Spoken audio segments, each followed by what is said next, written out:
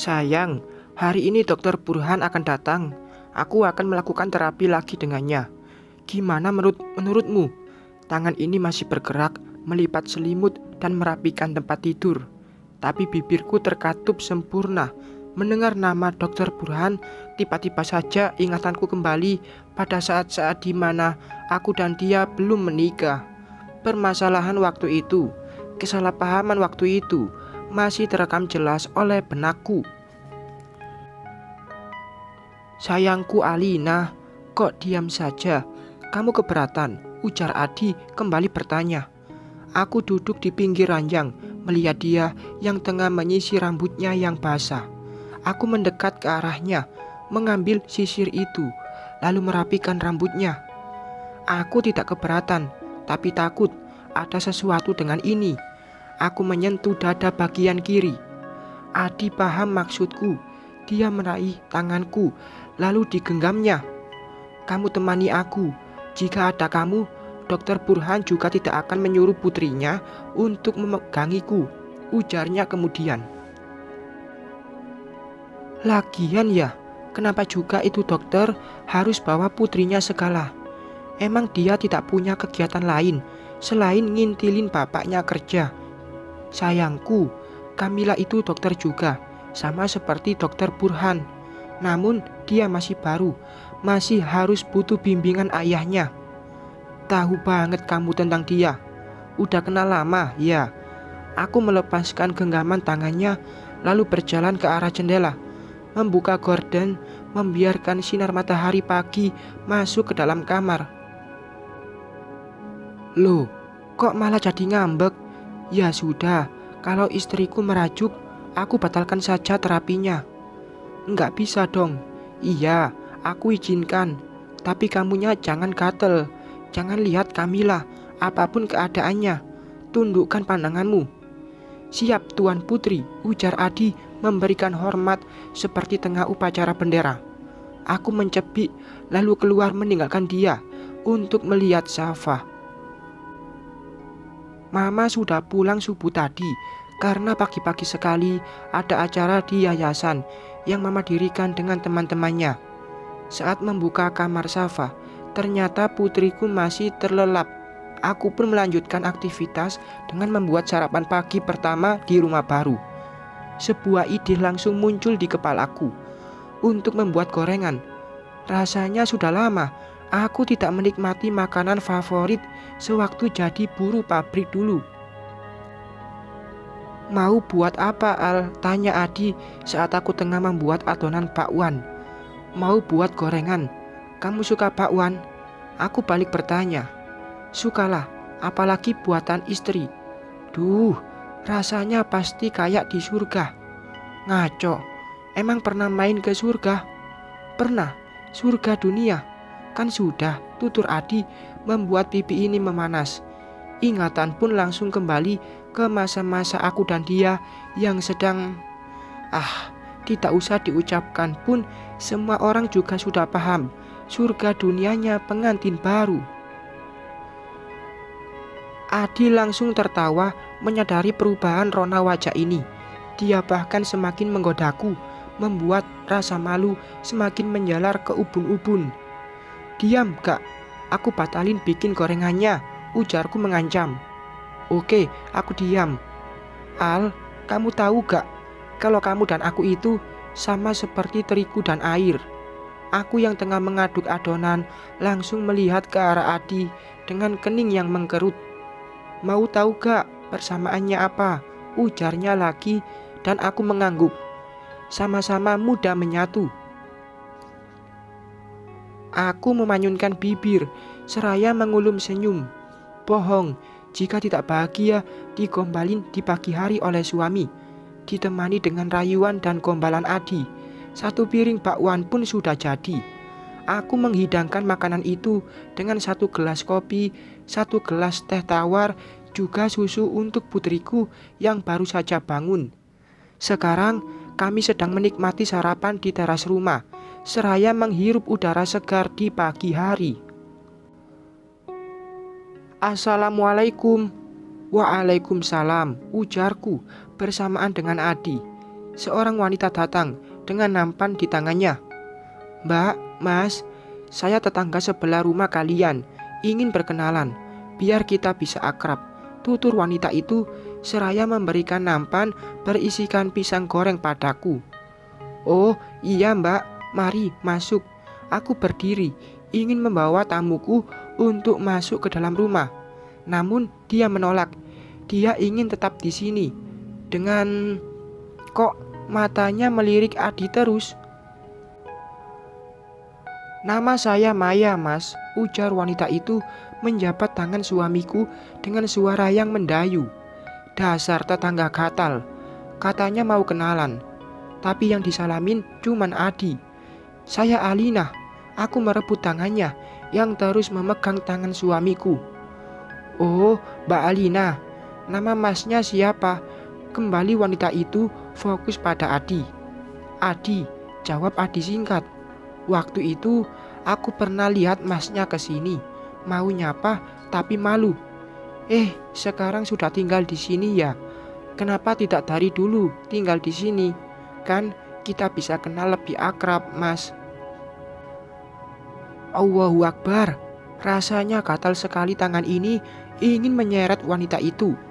Aku berpikir keras, mencari cara agar menjauhkan dia dari suamiku. "Mbak, mau minum apa? Saya buatkan," ujarku sok perhatian. Kebetulan saya haus sekali ini. Kalau kopi masnya boleh." Adi langsung membulatkan mata mendengar ucapan wanita itu. Begitupun denganku. Namun aku malah mengizinkan wanita bernama Maya itu untuk meminum kopi yang aku buatkan untuk Adi. "Kok dikasih ke dia?" ujar Adi berbisik padaku. Aku hanya tersenyum manis melihat wanita itu yang menegak kopi susu hingga tandas. "Enak, Mbak?" tanyaku dengan lemah lembut. Dia mengangguk lalu menyimpan gelas kopi kembali ke meja. Aku berdiri lalu memegang kedua pundak wanita itu dari belakang. Ku bungkukkan badan, berbisik di telinganya. "Mbak Maya, sebenarnya itu kopi bukan untuk suami saya, tapi untuk membunuh semut yang berkeliaran di sekitar rumah. Sudah saya campur dengan racun serangga di dalamnya," ujarku, langsung membuat tubuh wanita itu menegang. Permisi, saya pulang dulu," ujarnya terbata, seraya lari tunggang langgang. "Kamu apakan dia, Al? Sampai lari-lari begitu?" tanya Adi saat wanita bernama Maya sudah tidak terlihat lagi. "Tidak aku apa-apakan, cuman dibisikkan kata-kata mutiara saja," jawabku santai. Kemudian aku masuk ke dalam rumah seraya membawa gelas bekas kopi yang tadi diminum Maya. Aku langsung mencucinya agar sisa-sisa kegatalan dari tangan wanita itu menghilang. Tidak lupa, aku juga membuatkan kopi baru untuk Adi. Saat kaki ini hampir sampai di pintu depan, ku dengar ada suara lain selain suamiku. Aku mempercepat langkah dan akhirnya aku bisa melihat ada tamu yang datang. Tidak hanya satu orang, melainkan dua orang sekaligus.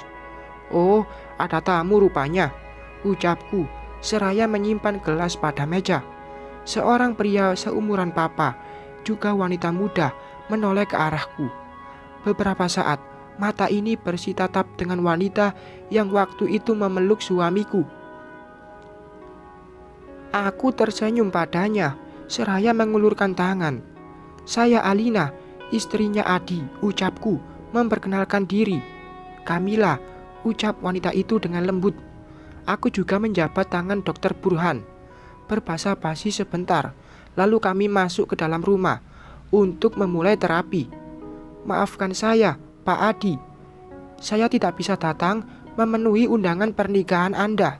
Seperti yang Anda tahu, saya selalu sibuk akhir-akhir ini." "Tidak apa-apa, Pak. Saya paham kalau Dokter Burhan memang sedang banyak pasien. Saya bisa memakluminya. Dan terima kasih sudah mau menyempatkan waktu untuk datang hari ini ke rumah kami," tutur Adi menjawab ucapan Dokter Burhan. Aku yang tengah menuntun tangan Safa hanya bisa menyimak obrolan dua lelaki beda usia itu. Kemudian kami duduk di ruang tengah, berbasa-basi sebentar sebelum memasuki terapi. Safa, duduk di sini sama Papa ya. Mama mau buatkan dulu minum untuk dokternya Papa. Aku berbisik di telinga putriku. Kemudian aku pergi ke dapur, membuatkan 4 minuman sekaligus. 2 gelas air putih, 2 gelas lagi air teh manis. Aku tidak tahu minuman apa yang mereka sukai. Daripada nanti aku harus balik lagi ke dapur dan meninggalkan suamiku bersama mereka, lebih baik dibuatkan sekarang sekalian. Silakan diminum, dokter. Aku menyimpan nampan menurunkan 4 gelas minuman di meja kaca. Wanita bernama Kamila hanya tersenyum, seraya mengangguk ramah padaku.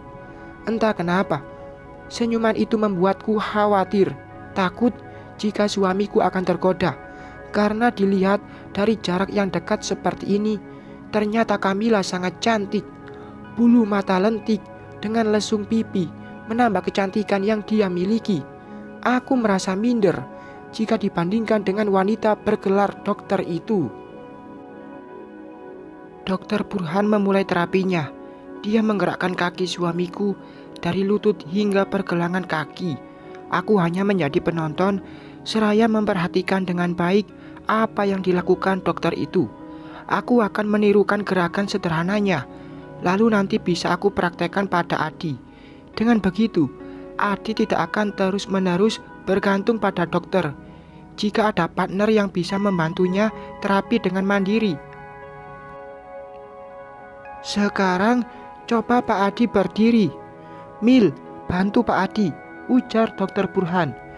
Biar saya saja, Dok. Aku menghentikan pergerakan Dokter Kamila yang hendak membantu suamiku. Dokter Burhan melihat putrinya yang tersenyum singkat. Senyum terpaksa lebih tepatnya. Aku tidak memperdulikan itu.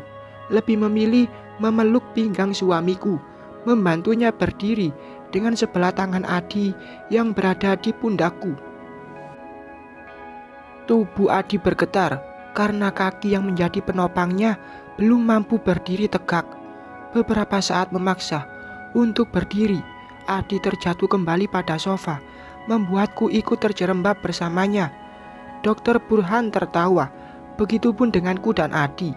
Namun, tidak dengan Dokter Kamila. Entah kenapa, tapi wajah itu menyiratkan ketidaksukaan dengan pemandangan di depan matanya. Coba lagi ya, ujar Dokter Burhan memberikan instruksi. Adi pun kembali berdiri dengan tertati.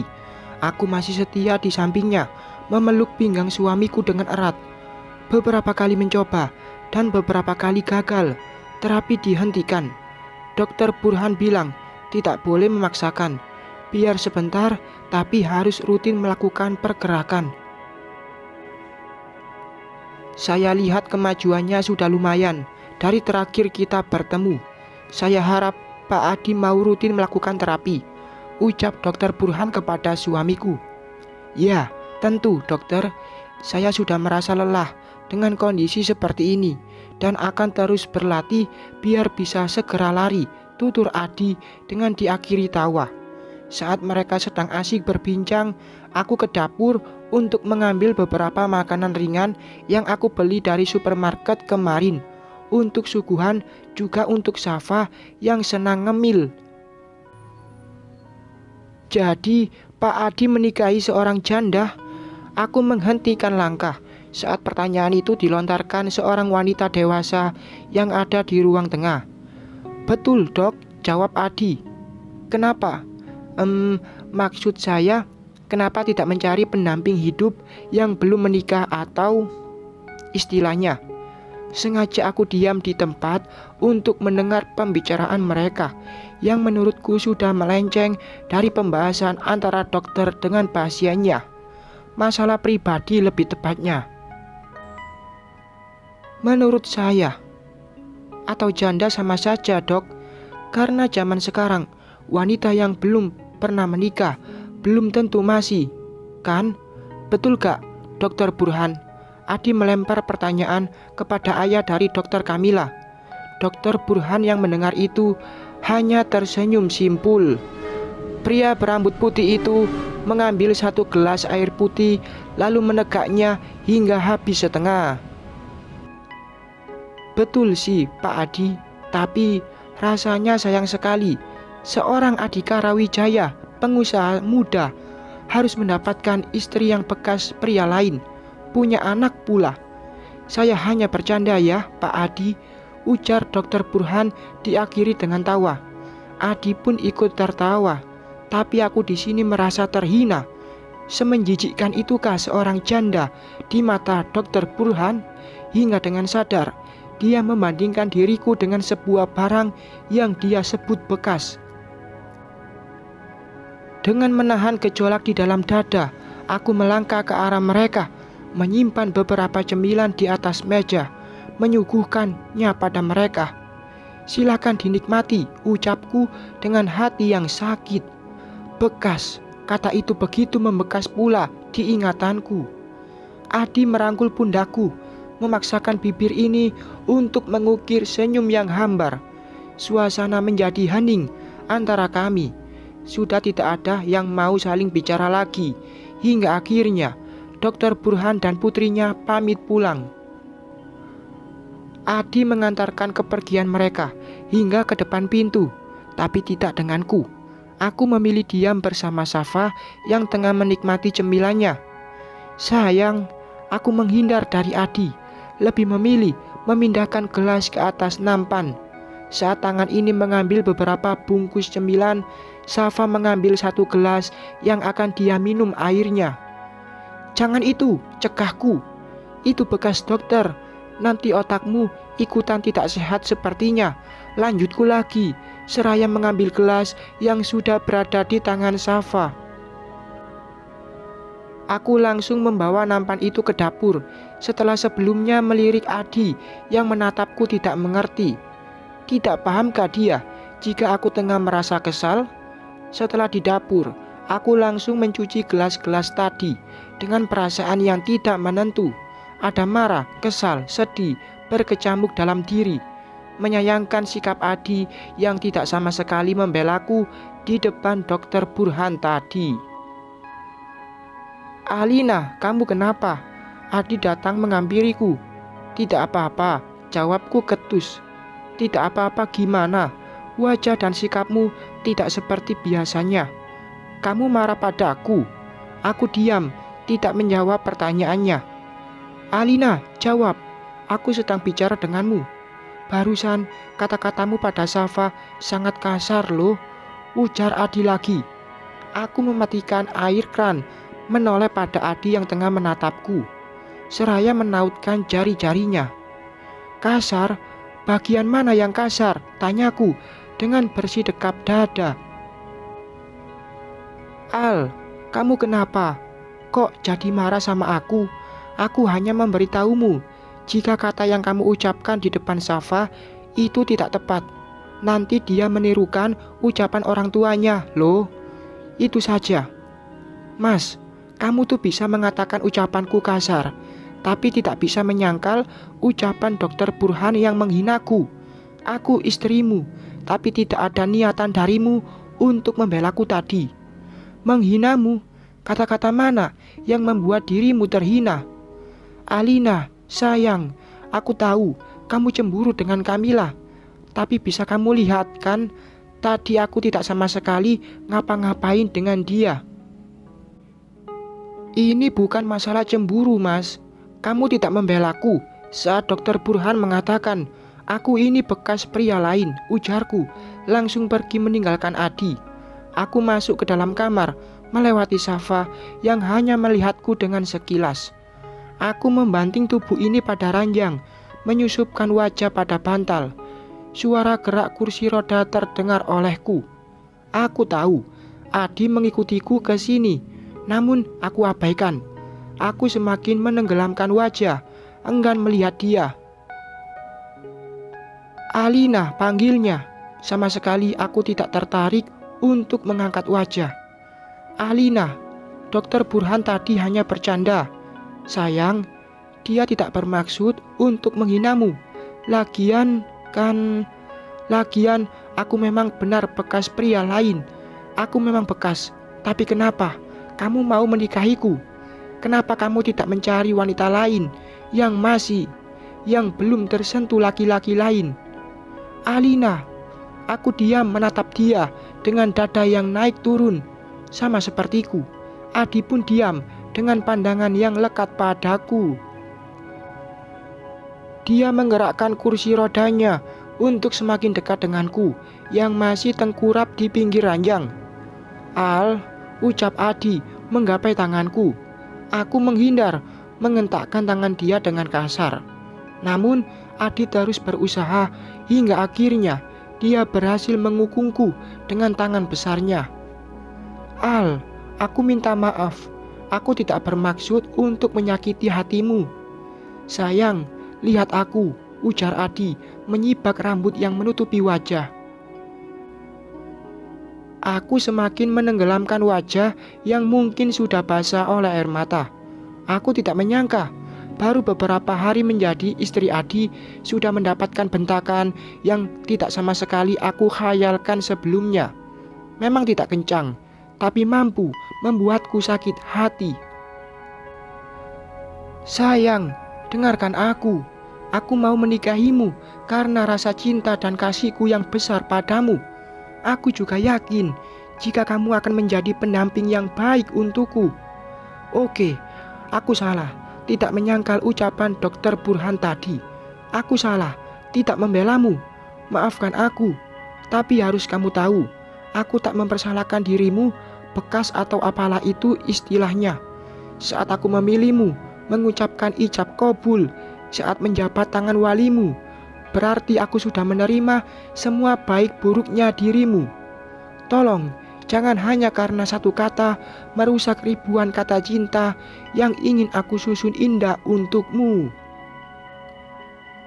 Aku diam membisu saat Adi berkata panjang lebar. Tidak sampai di situ, Adi juga membubui sebelah wajah serta kepala dengan sentuhan bibirnya.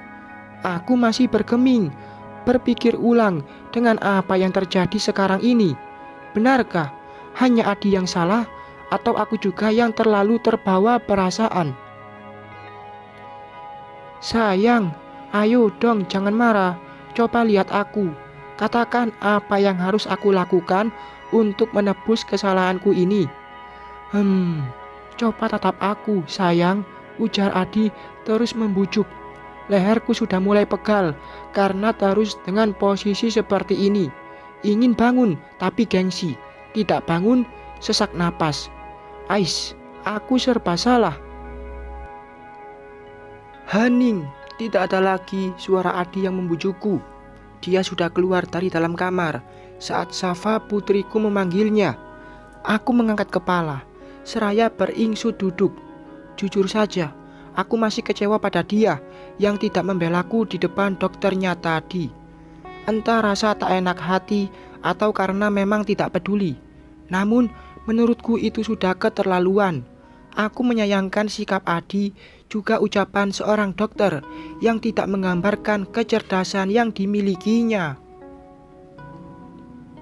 Beberapa saat berdiam diri, aku memutuskan untuk keluar dari kamar. Namun tidak aku lihat Adi dan Safa di ruang tengah. Kemana mereka? Tanyaku pada diri sendiri. Aku berjalan ke depan, tapi tidak ada Safa di ruang tamu. Di luar rumah pun tidak ada. Aku memutuskan untuk mencari putriku ke kamarnya.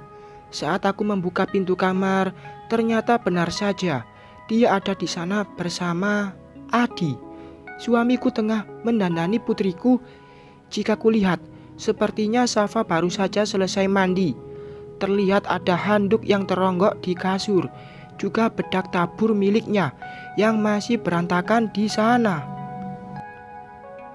Mama, Safa udah mandi sama Papa. Dah wangi, tutur Safa seraya menelengkan kepala. Tentu saja, hal itu membuat Adi yang membelakangi pintu akhirnya menoleh dan melihatku yang berdiri di sini. Dia tersenyum tipis, lalu menyisir rambut putriku yang basah. Aku mendekat ke arah mereka, meraih wajah Safa, lalu mengusap keningnya yang putih akibat bedak yang tebal. Tadi Safa mengeluh kegerahan, makanya aku mandikan dia pakai air hangat kok, ujar Adi membuka kata. Terima kasih, aku berucap singkat. Terdengar helaan napas berat dari pria itu. Mungkin dalam hatinya Adi merasa kesal karena aku yang masih enggan untuk berbicara padanya. Biarlah dia mau berpikir apapun tentangku. Yang jelas aku masih marah pada suamiku itu. Kecewa lebih tepatnya. Mama, Safa mau makan, ucap putriku. Aku diam mengingat sesuatu. Baru aku sadari jika pagi ini aku belum masak. Tadi hanya membuat gorengan tanpa lauk nasi.